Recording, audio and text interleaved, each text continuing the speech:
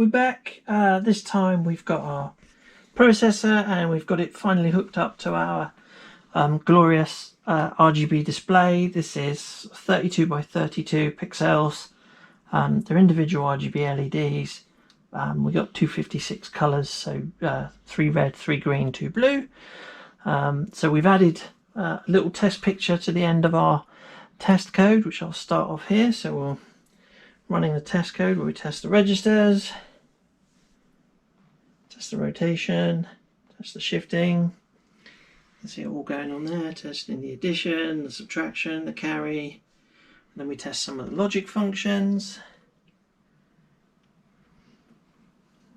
Multiply, we do a couple of multiply tests, and then I think there's 3 divide tests.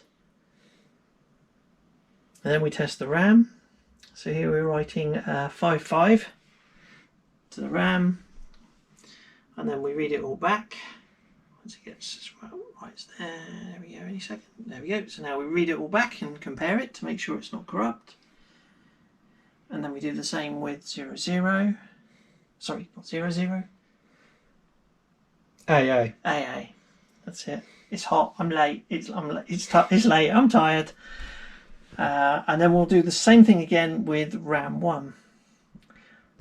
So there we go. Just RAM 0. So that's not doing that bit. It's the right.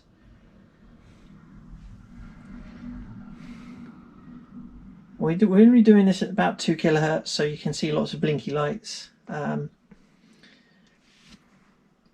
we go. So this one should complete 6, 7, 8, 9, A. Not sure if you can see that, but that's where I'm counting up from D, E. When it gets to FF, it'll stop and move on to RAM 1. There we go. RAM 1, 0 passed. So we're now on to RAM 1. We do the same thing with the second chunk of RAM. We've got 56k of RAM in total.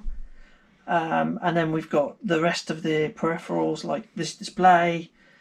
These displays here and this display are all memory mapped, and then we've got some space for some other peripherals because we're going to be adding joysticks and things. We've got 64k of total address space, yes, which is why 56k of RAM was about all we could fit. Yeah, we wanted to get as much RAM in as we could while still having the peripherals we wanted. So we're doing the second lot of RAM 1 writes. So what we should see once it does the RAM reads, E, F. There we go. So once we get to the end of the RAM reads, we should see a picture appearing. 7, 8, 9, A, B, C. So any second now, we're going to see a picture appear on our little display.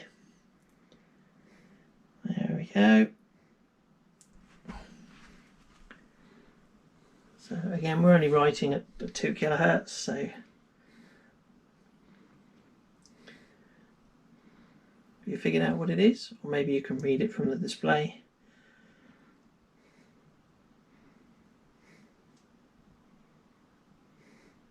There we go.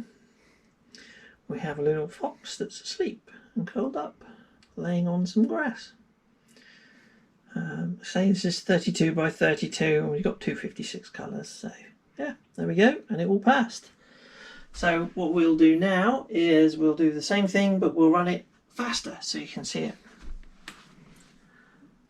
Okay, so here we go. We're at 1 megahertz this time, so you will just see a quick blur on here and then the fox will just appear. There we go.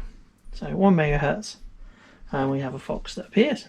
So we're doing quite well. We've got some debugging to do. What we're focusing on now is putting in all the modifications that we've got with the various mod wires and bits and pieces like this, and all the mod wires on here and up here. So we're trying to tidy up the boards and get them nice and stable before we push on with speed tests.